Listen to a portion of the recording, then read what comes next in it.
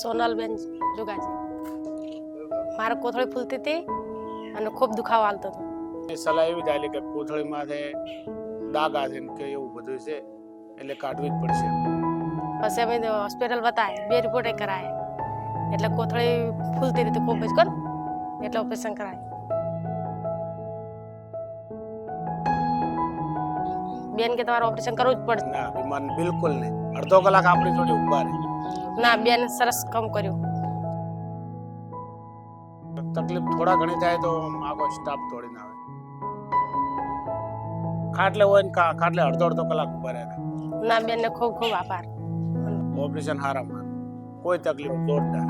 બેનનો સ્વભાવે હારો, વાતચીત આપણને જવાબ માગે મળી જાય. નોર્મલ મોણ.